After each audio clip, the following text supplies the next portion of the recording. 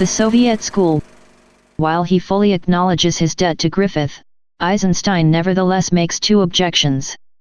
Firstly, it might be said that the differentiated parts of the set are given of themselves, as independent phenomena. Just like bacon, with its alternation of lean meat and fat, there are rich and poor, good and bad, whites and blacks, etc.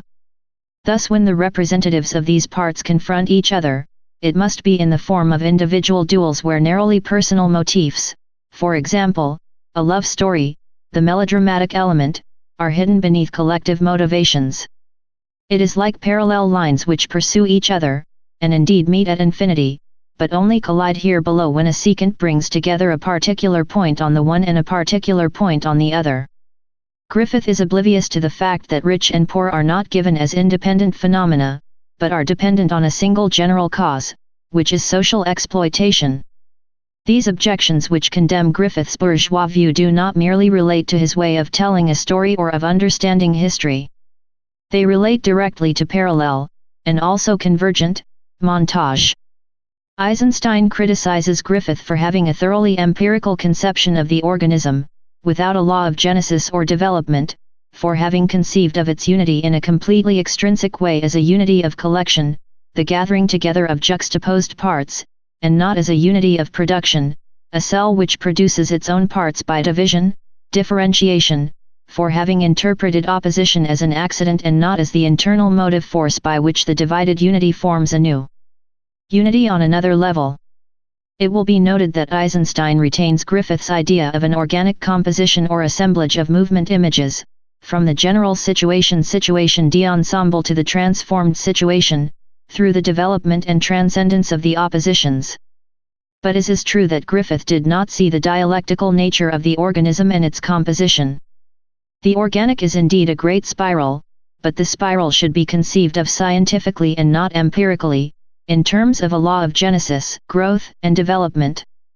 Eisenstein judged that he had mastered his method in Battleship Potemkin, and it is in his commentary on this film that he puts forward the new conception of the organic. The organic spiral finds its internal law in the golden section, which marks a caesura point and divides the set into two great parts which may be opposed, but which are unequal. This is the moment of sorrow where a transition is made from the ship to the town, and where the movement is reversed. But it is also each twist of the spiral, or segment, which divides up in its turn into two unequal opposing parts. And there are many kinds of opposition: quantitative, one many, one man many men, a single shot a salvo, one ship a fleet; qualitative, sea land, intensive, dark light, dynamic, movement upwards and downwards, from left to right and vice versa. Moreover, if one starts off from the end of the spiral rather than its beginning, the golden section determines another caesura, the highest point of reversal instead of the lowest, which gives rise to other divisions and other oppositions. Thus the spiral progresses by growing through oppositions or contradictions. But what is expressed in this way is the movement of the one, which divides itself in two and recreates a new unity. Indeed, if the opposable parts are related to the origin O, or to the end, from the standpoint of Genesis they enter into a proportion which is that of the golden section, according to which the smallest part must be to the largest what the largest is to the set, OA, OB, OB, OC, OC, MOD. The opposition serves the dialectical unity whose progression from the initial to the final situation it marks. It is in this sense that the set is reflected in each part and each part or twist of the spiral reproduces the set. And this applies not only to the sequence, but to each image which also contains its caesuras, its oppositions, its origin, and its end. Each image not only has the unity of an element which may be juxtaposed to others, but the genetic unity of a cell, which may be divided into others. Eisenstein says that the movement image is the cell of montage, and not simply an element of montage. In short, montage of opposition takes the place of parallel montage, under the dialectical law of the one which divides itself in order to form the new, higher unity. We are only outlining the theoretical skeleton of Eisenstein's commentary, which closely follows the concrete images, the Odessa steps, for example. This dialectical composition may be seen in Foin the Terrible, in particular with the two caesuras which correspond to Ivan's two moments of doubt, first, when he examines his conscience beside his wife's coffin, and then when he pleads with the monk. The first marks the end of the first twist of the spiral, the first stage of the struggle against the boyars, the other marks the beginning of the second stage and, between the two, the retreat from Moscow. Official Soviet criticism attacked Eisenstein for having conceived the second stage as a personal duel between Ivan and his aunt. Eisenstein does indeed reject the anachronistic view of an Ivan who united himself with the people. From start to finish, Ivan merely uses the people as a tool, as is appropriate to the historical conditions of the period. Nevertheless, within these conditions he develops his opposition to the boyars, which does not become a personal duel in the manner of Griffith, but evolves from political compromise to physical and social extermination. Eisenstein calls upon science, mathematics, and the natural sciences in his defense. This does not detract from art, since, like painting, the cinema must invent the spiral which suits the theme, and choose the caesura points well. We can already see from this standpoint of genesis and growth that Eisenstein's method essentially involves the determination of remarkable points or privileged instants. But they do not, as in Griffith, express an accidental element or the contingency of the individual. On the contrary, they belong fully to the regular construction of the organic spiral.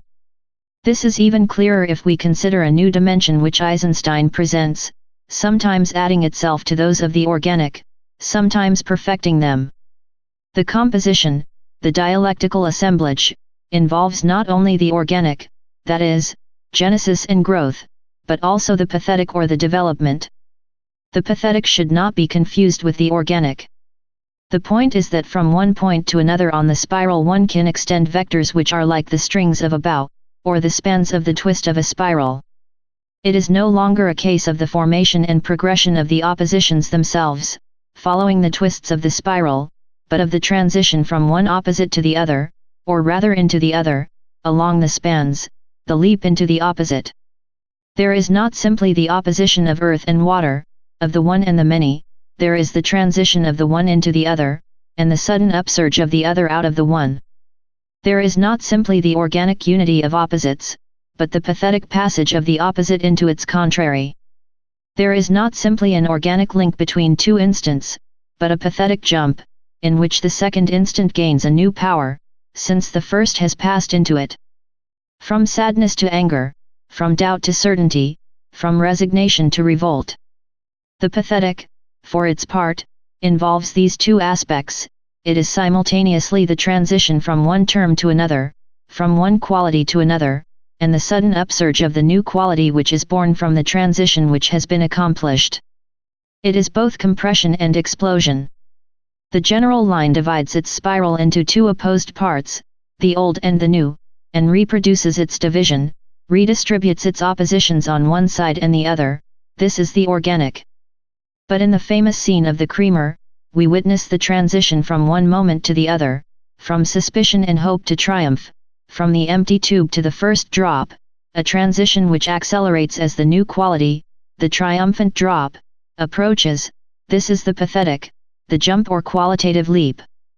The organic was the bow, the collection of bows, but the pathetic is both the string and the arrow, the change in quality and the sudden upsurge of the new quality, its squaring, its raising to the power 2. The pathetic therefore implies a change not merely in the content of the image, but also in the form. The image must, effectively, change its power, pass to a higher power. This is what Eisenstein calls absolute change of dimension, in contrast to Griffith's merely relative changes. By absolute change, we must understand that the qualitative leap is as much formal as material. In Eisenstein, the insertion of the close-up marks just such a formal leap and absolute change, that is, the squaring of the image. In comparison with Griffith, this is a completely new function of the close-up. And if it includes a subjectivity, it is in the sense that consciousness is also a passage into a new dimension, a raising to the power 2, which can be achieved through a series of enlarging close-ups, but which may equally make use of other techniques. In any case, consciousness is the pathetic, the transition from nature to man and the quality which is born from the transition which has been accomplished. Ir is at once the dawn of consciousness and consciousness attained, revolutionary consciousness attained, at east to a certain degree, which may be the very limited degree of Ivan, or the merely anticipatory degree of Battleship Potemkin, or the culminating degree of October.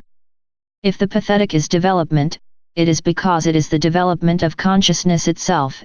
It is the leap of the organic which produces an external consciousness of society and its history, of the social organism from one moment to the next. And there are yet other leaps, in variable relationships with those of consciousness, all expressing new dimensions, formal and absolute changes, raisings to yet higher powers. It is the leap into color, like the red flag of Battleship Potemkin, or Ivan's Red Banquet. With sound and the talkie, Eisenstein was to discover still further raisings of power. But, to confine ourselves to silent films, the qualitative leap can attain formal or absolute changes which already constitute powers to the nth degree. The stream of milk in the general line gives way to jets of water, passage to scintillation, then to a firework, passage to color, and finally to zigzags of figures, passage from the visible to the legible. From this standpoint, Eisenstein's difficulty concept of montage of attractions, which can certainly not be reduced to the bringing into play of comparisons or even of metaphors, becomes much more comprehensible. In our view, the attractions consist sometimes in theatrical or circus representations, Ivan's Red Banquet, sometimes in plastic representations, the statues and sculptures in Battleship Potemkin, and particularly in October, which intervene to prolong or replace the image. The jets of fire and water in the general line are of the same type. Of course, attraction must firstly be understood in its spectacular sense. Then also in an associative sense, the association of images as a Newtonian law of attraction. But, furthermore, what Eisenstein calls attractional calculus marks this dialectical yearning of the image to gain new dimensions, that is, to jump formally from one power into another. The jets of water and fire raise the drop of milk to a properly cosmic dimension. And it is consciousness which becomes cosmic at the same rhyme as it becomes revolutionary, having reunited in a final leap of pathos the whole of the organic in itself: earth, air, fire, and water. We will see later how, in this way, montage of attractions constantly makes the organic and the pathetic communicate with one another. Eisenstein substitutes a montage of opposition for Griffith's parallel montage, and a montage of qualitative leaps, jumping montage, for convergent or concurrent montage. All kinds of new aspects of montage are brought together at this point, or rather flow from it, in a grand creation both of practical operations and theoretical concepts, a new conception of the close-up, a new conception of accelerated montage, vertical montage, montage of attractions, intellectual or consciousness montage. We believe in the coherence of this organic pathetic set. And this is indeed the key point of Eisenstein's revolution. He gives the dialectic a properly cinematographic meaning, he tears rhythm away from the purely empirical or aesthetic value which it had. For example, in Griffith, he reaches an essentially dialectical conception of the organism.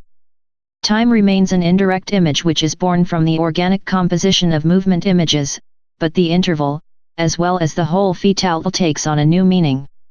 The interval, the variable present, has become the qualitative leap which reaches the raised power of the instant.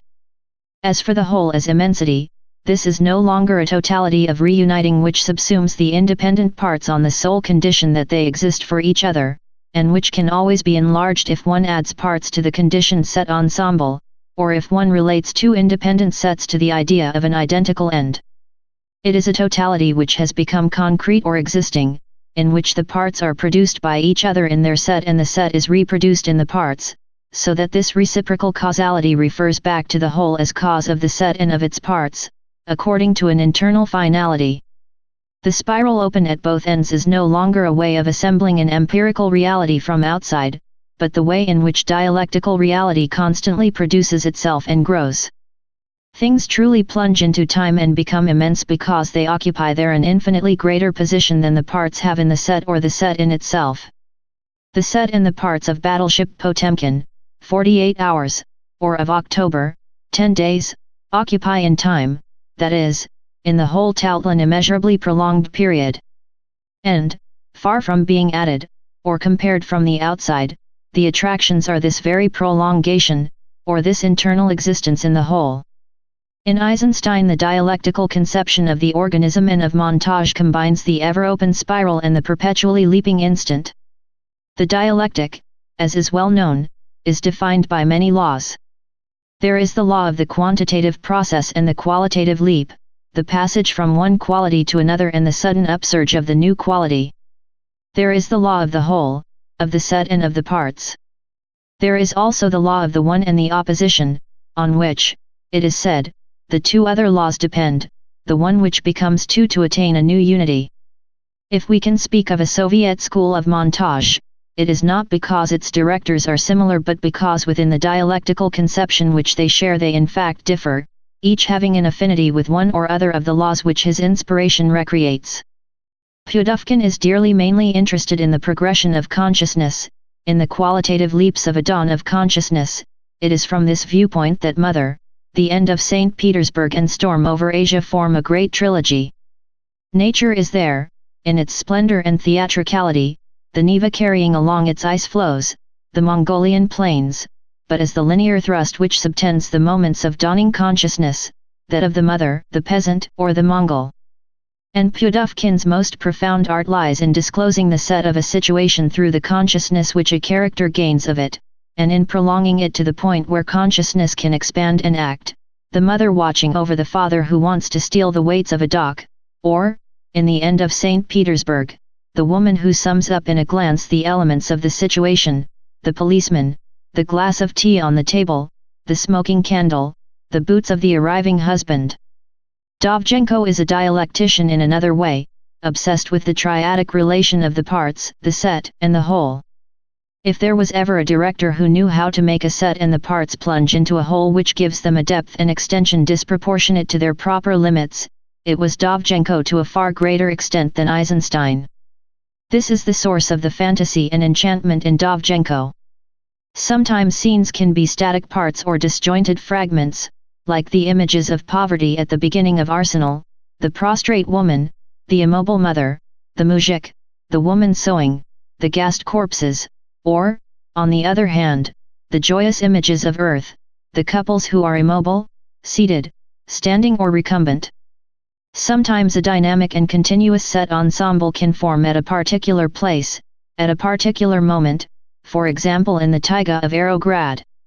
Each time, we can be sure that a plunge into the whole will connect the images with a millennial past, like that of the Ukrainian mountain and the treasure of the Scythians in Zvenigora, and with a planetary future where aeroplanes bring the builders of the new city from all points of the horizon. Amengual used to speak of the abstraction of Montage which, through the set or the fragments, gave the director the power to speak outside real time and space.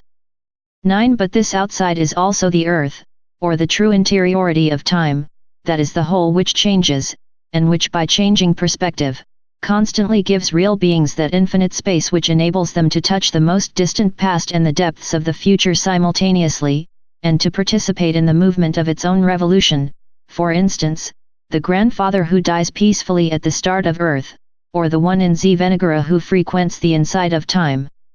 What Dovzhenko gives to his peasants, and to shchors, as legendary beings of a fabulous epoch is what Proust describes as the giant's stature which men assume in time, which separates the parts as much as it prolongs the set.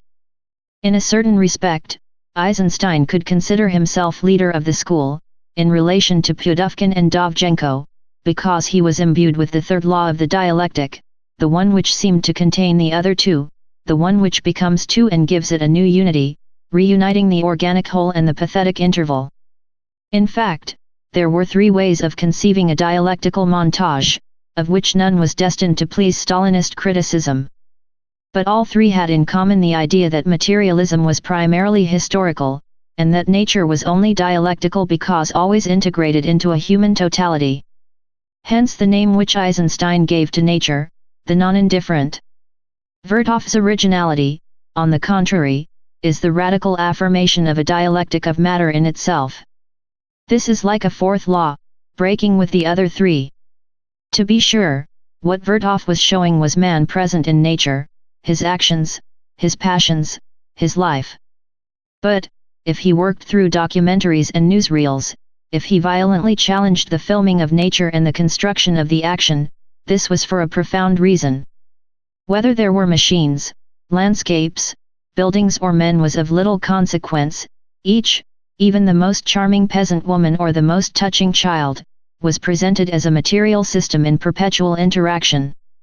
They were catalysts, converters, transformers, which received and re-emitted movements, whose speed, direction, order, they changed, making matter evolve towards less probable states, bringing about changes out of all proportion to their own dimensions. It is not that Vertov considered beings to be machines, but rather machines which had a heart and which revolved, trembled, jolted about and threw out flashes of lightning, as man could also do, using other movements and under other conditions, but always in interaction with each other. What Vertov discovered in contemporary life was the molecular child, the molecular woman, the material woman and child, as much as systems which are called mechanisms or machines. Most important were all the communist transitions from an order which is being undone to an order which is being constructed. But between two systems or two orders, between two movements, there is necessarily the variable interval. In Vertov the interval of movement is perception, the glance, the eye. But the eye is not the too immobile human eye, it is the eye of the camera, that is an eye in matter, a perception such as it is in matter, as it extends from a point where an action begins to the limit of the reaction, as it fills the interval between the two, crossing the universe and beating in time to its intervals. The correlation between a non-human matter and a superhuman eye is the dialectic itself, because it is also the identity of a community of matter and a communism of man. And Montage itself constantly adapts the transformations of movements in the material universe to the interval of movement in the eye of the camera, rhythm. Montage, it must be said, was already everywhere in the two preceding moments. It precedes the filming, in the choice of material, that is, the portions of matter which are to enter into interaction, sometimes very distant or far apart, life as it is. It enters into the filming, in the intervals occupied by the camera eye, the cameraman who follows, runs, enters, exits, in short, life in the film. It comes after the filming, in the editing room, where material and filming are evaluated against one another, the life of the film, and in the audience, who compare life in the film and life as it is. These are the three levels which are explicitly shown to coexist in man with a movie camera, but which had already inspired all his previous work. Dialectic was not just a word for Soviet filmmakers. It was both the practice and the theory of Montage. But, while the three other great directors used the dialectic to transform the organic composition of movement images, Vertov found in it the means of breaking with this composition. He criticized his rivals for being carried along in Griffith's wake, for imitating the American cinema, or for a bourgeois idealism. In his view, the dialectic should break with a nature which was still too organic, and with a man still too readily pathetic. The result in his work was that the whole merges with the infinite set of matter, and the interval merges with an eye in matter, camera. He would no longer be understood by official criticism. But he would have taken to its limit a debate within the dialectic which Eisenstein knew very well how to summarize when he was not content with polemic. Vertov opposes to the nature man, nature fist, nature punch pair, organic pathetic, a matter eye pair.